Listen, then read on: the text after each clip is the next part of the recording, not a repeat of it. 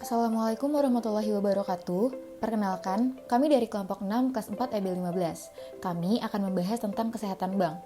Pertama-tama, saya ingin memperkenalkan diri beserta teman-teman lainnya. Perkenalkan, nama saya Alivia Arsalna.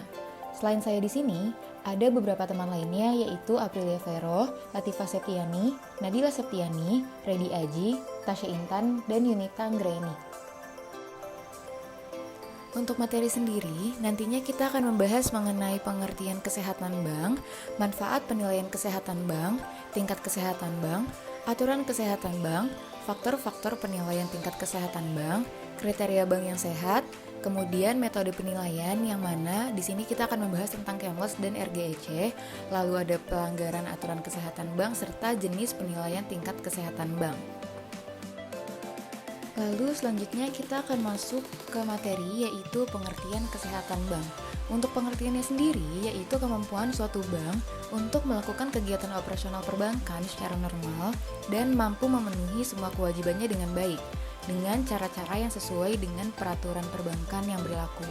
Kegiatan usaha perbankan mencakup yang pertama, kemampuan menghimpun dana dari masyarakat, dari lembaga lain, dan dari modal sendiri, lalu kemampuan mengelola dana, kemudian kemampuan untuk menyalurkan dana ke masyarakat, karyawan, pemilik modal, dan pihak lain, dan juga pemenuhan peraturan perbankan yang berlaku. Manfaat penilaian kesehatan bank. Untuk bank sendiri dapat digunakan sebagai salah satu sarana dalam menetapkan strategi usaha di waktu yang akan mendatang. Untuk Bank Indonesia dapat digunakan sebagai sarana penetapan dan implementasi strategi pengawasan bank oleh Bank Indonesia. Tingkat kesehatan bank. Untuk bank yang memiliki nilai kredit KAMEL di antara 81 sampai 100, maka bank tersebut dinilai sehat. Untuk bank yang memiliki nilai kredit KAMEL di antara 66 sampai dengan 81, maka bank tersebut cukup sehat. Jika nilai kredit KAMEL bank di antara 51 sampai 66, maka bank tersebut dinilai kurang sehat. Dan untuk bank yang memiliki nilai kredit KAMEL di antara 0 sampai dengan 51, maka bank tersebut dinilai tidak sehat. Berdasarkan Undang-Undang Nomor 10 Tahun 1998 tentang perubahan atas Undang-Undang Nomor 7 Tahun 1992 tentang perbankan, pembinaan dan pengawasan bank dilakukan oleh Bank Indonesia. Undang-undang tersebut lebih lanjut menetapkan bahwa bank wajib memelihara tingkat kesehatan bank sesuai dengan ketentuan kecukupan modal, kualitas aset, kualitas manajemen, dan likuiditas. Untuk yang kedua, dalam memberikan kredit atau pembiayaan berdasarkan prinsip syariah dan melakukan kegiatan usaha lainnya, bank wajib menempuh cara-cara yang tidak merugikan bank dan kepentingan nasabah yang mempercayakan dananya kepada bank. Yang ketiga, bank wajib menyampaikan kepada Bank Indonesia segala keterangan dan penjelasan mengenai usahanya menurut tata cara yang ditetapkan oleh Bank Indonesia. Yang keempat, bank atas permintaan Bank Indonesia wajib memberikan kesempatan bagi pemeriksaan buku-buku dan berkas-berkas yang ada padanya, serta wajib memberikan bantuan yang diperlukan dalam rangka memperoleh kebenaran dari segala keterangan, dokumen, dan penjelasan yang dilaporkan oleh bank yang bersangkutan. Dan yang terakhir, Bank Indonesia melakukan pemeriksaan terhadap bank baik secara berkala maupun setiap waktu apabila diperlukan. Pada tanggal 31 Mei 2004, kepada semua bank umum yang melaksanakan kegiatan usaha secara konvensional perihal setiap penilaian tingkat kesehatan bank umum. Penilaian tingkat kesehatan bank mencakup penilaian terhadap faktor-faktor KAMELS yang terdiri dari.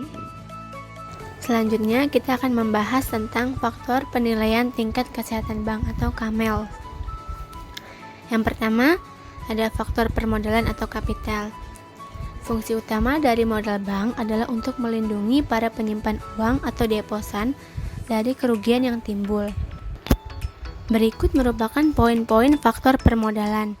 Yang pertama, kecukupan pemenuhan kewajiban penyediaan modal minimum atau KPMM terhadap ketentuan yang berlaku dengan membagi modal dan aktiva tertimbang menurut resiko atau ATMR.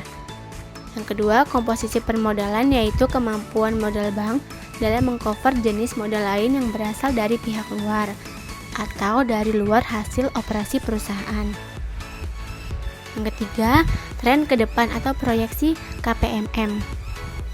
Tren rasio kewajiban penyediaan modal minimum dan atau persentase pertumbuhan modal dibandingkan dengan persentase pertumbuhan aktiva tertimbang menurut resiko. Yang keempat, aktiva produktif yang diklasifikasikan atau APYD dibandingkan dengan modal bank. Ditentukan dengan membagi APYD dengan modal bank. Yang kelima, kemampuan bank memelihara kebutuhan penambahan modal yang berasal dari keuntungan atau laba ditahan.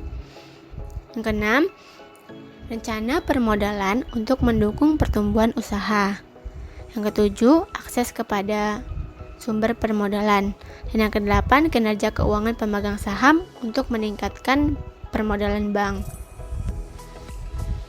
Selanjutnya, kedua ada faktor kualitas aset atau aset quality. Disebut juga sebagai aktiva produktif. Karena tujuan penempatan dana dalam aktiva ini adalah untuk memperoleh pengembalian dana dalam waktu yang relatif cepat. Berikut merupakan poin-poin faktor kualitas aset. Yang pertama, aktiva produktif yang diklasifikasikan dibanding dengan total aktiva produktif. Yang kedua, debitur inti kredit di luar pihak terkait dibanding dengan total kredit. Yang ketiga, pertumbuhan aktiva produktif bermasalah dibanding dengan aktiva produktif.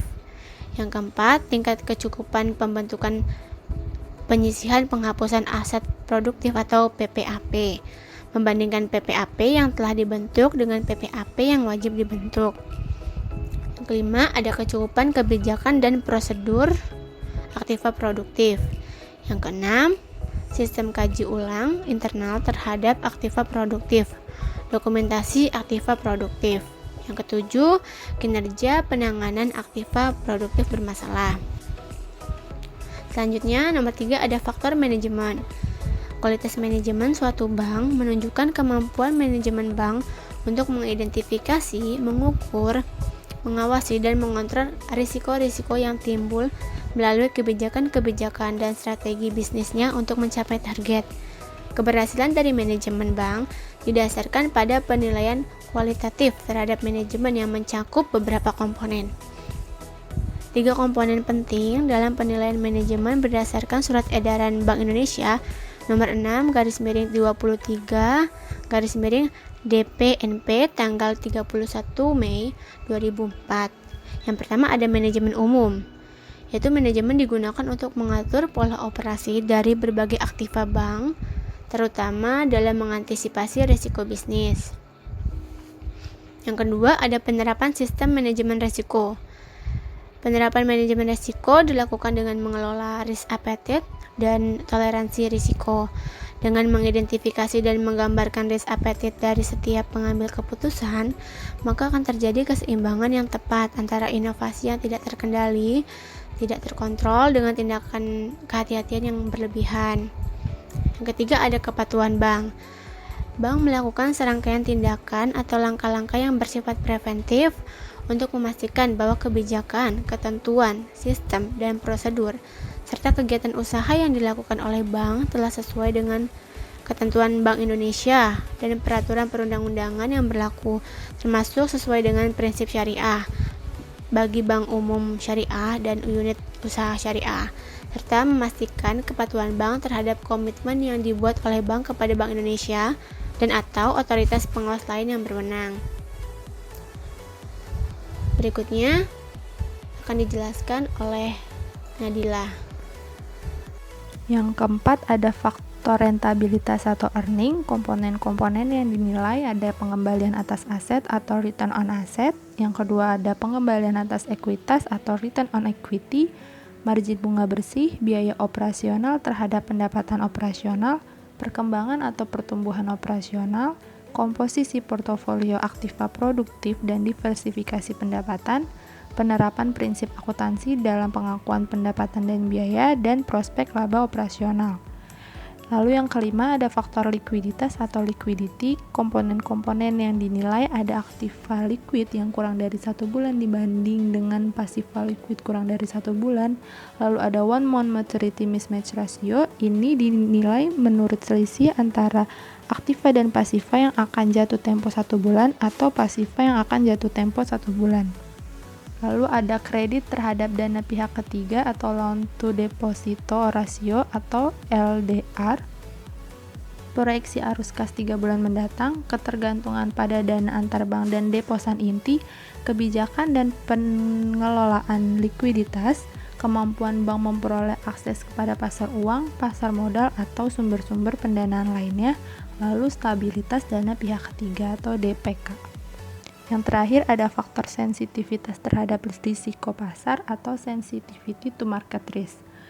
Komponen-komponen yang dinilai ada modal atau cadangan yang dibentuk untuk mengatasi fluktuasi suku bunga dibanding dengan potensi kerugian suku bunga, ada modal cadangan untuk fluktuasi nilai tukar dibandingkan dengan potensi kerugian nilai tukar, dan yang terakhir kecukupan penerapan sistem manajemen risiko pasar atau market risk. Selanjutnya, kriteria bank yang sehat. Yang pertama, kecukupan modal. Besar kecilnya modal bank akan mempengaruhi tingkat kesehatan bank itu sendiri. Lalu yang kedua, kualitas aset, yaitu aset-aset yang dimiliki oleh bank tersebut. Bentuk dari aset tersebut ada dua, yaitu aset produktif dan aset non-produktif. Yang ketiga, kualitas manajemen. Apabila suatu bank dipimpin dan dikelola oleh suatu kelompok manajemen yang berkualitas tinggi, maka bank yang dikelola oleh manajemen tersebut akan mendapatkan hasil yang lebih baik. Yang keempat, likuiditas, yaitu kemampuan bank untuk memenuhi seluruh kewajiban yang harus dilunasi segera dalam waktu yang singkat.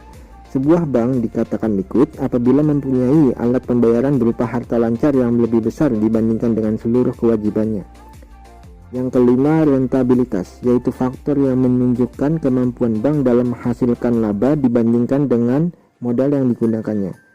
Lalu yang keenam, solvabilitas, yaitu faktor yang menunjukkan kemampuan bank untuk mengembalikan pinjaman yang diberikan oleh kreditor baik dalam bentuk jangka waktu pendek maupun jangka waktu panjang.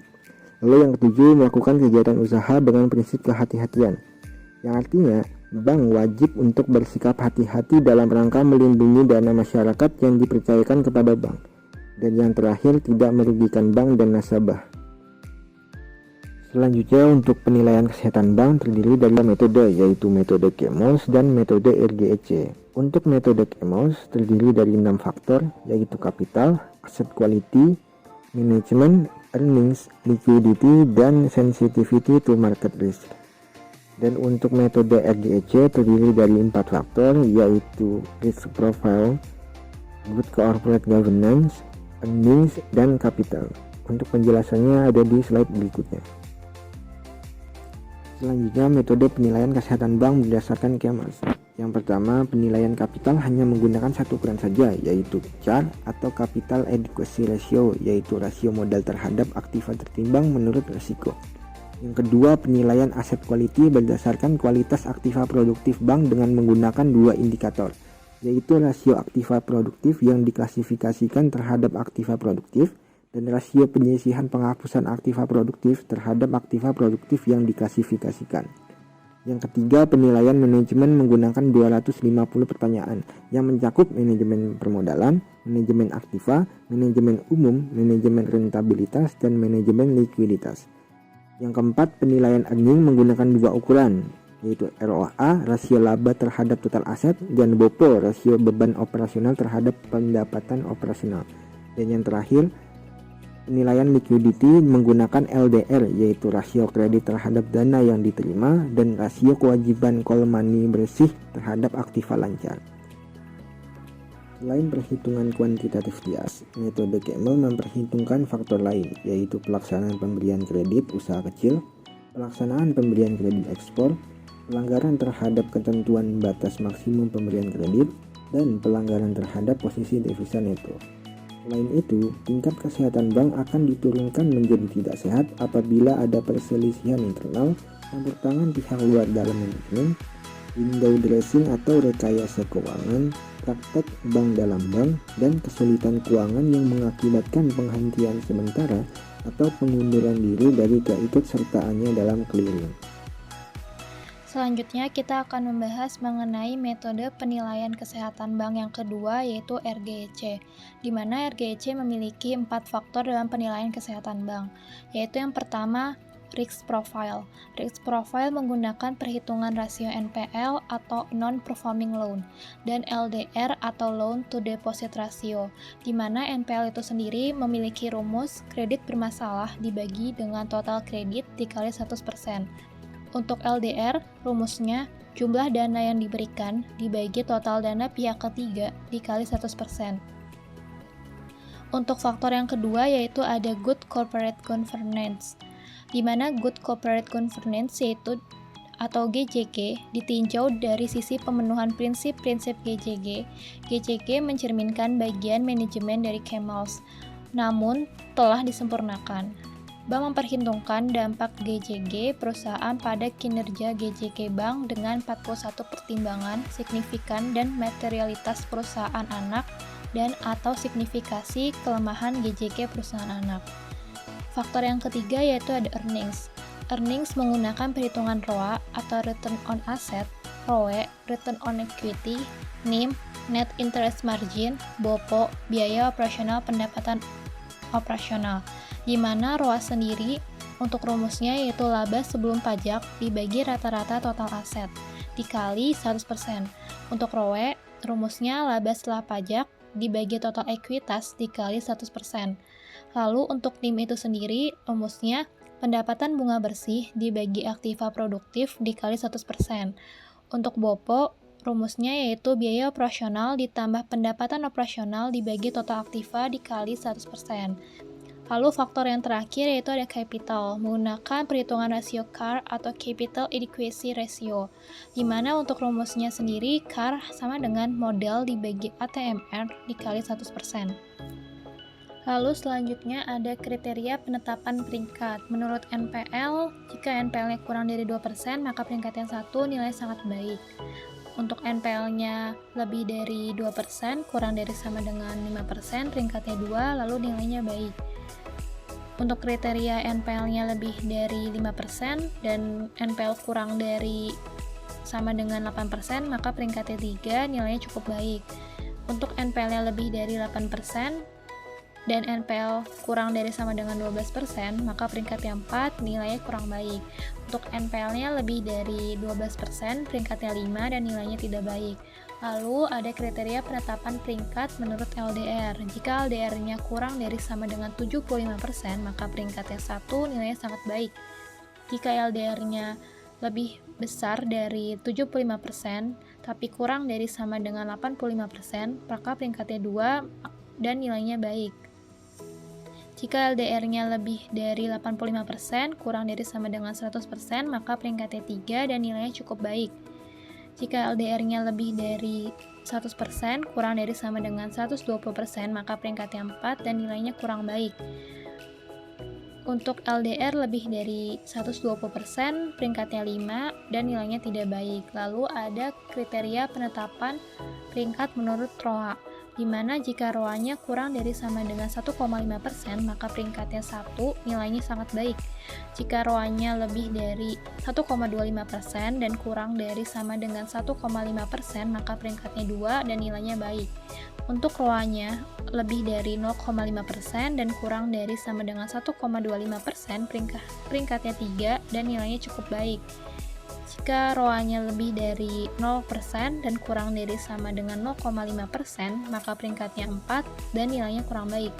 Jika ROA-nya kurang dari sama dengan 0%, peringkatnya 5 dan nilainya tidak baik.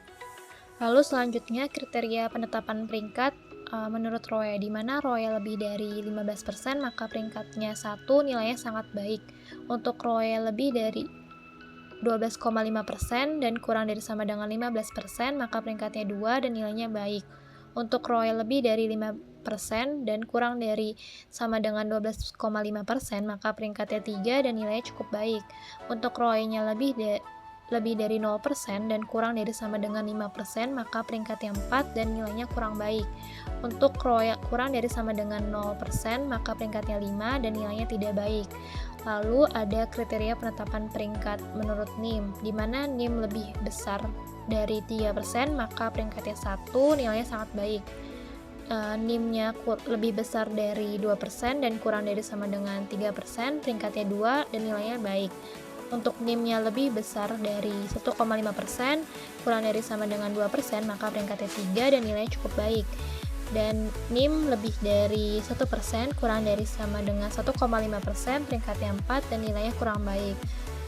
Jika NIM kurang dari 1%, lalu maka peringkatnya 5, nilainya tidak baik. Selanjutnya ada biaya operasional pendapatan operasional atau BOPO. Jika BOPO kurang dari sama dengan 94%, maka nilainya sangat baik.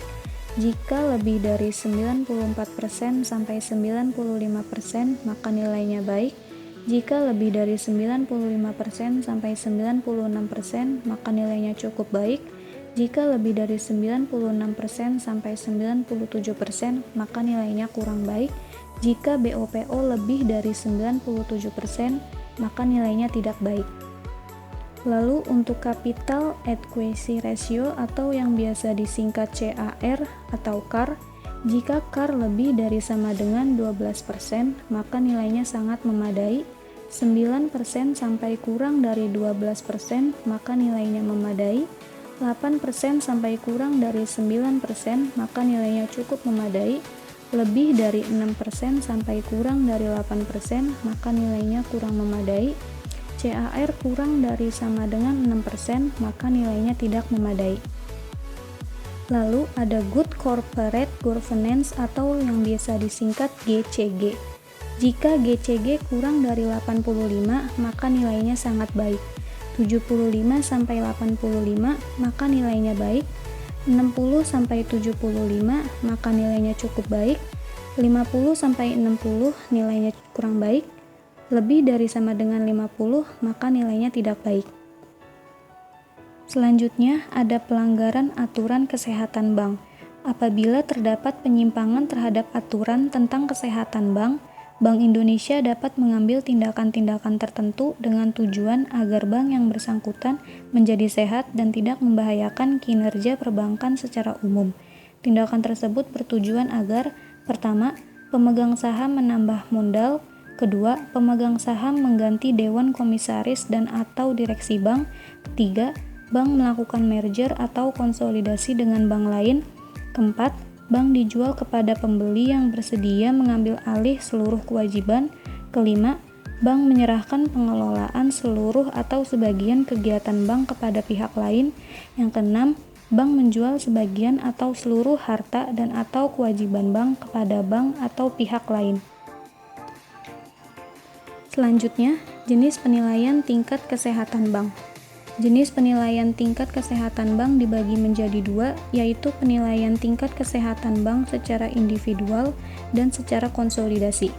Untuk penilaian kesehatan bank secara individual atau self-assessment, ini dilakukan oleh pihak internal bank itu sendiri. Penilaian ini menggunakan 4 faktor yang telah disebutkan sebelumnya di atas, yakni profil resiko, Good Corporate Governance atau GCG, rentabilitas, dan permodalan. Sedangkan penilaian tingkat kesehatan bank secara konsolidasi dilakukan secara konsolidasi dengan menggunakan pendekatan risiko atau risk-based banking rating. Penilaian ini juga menggunakan 4 faktor, yaitu profil resiko, GCG, rentabilitas, serta permodalan.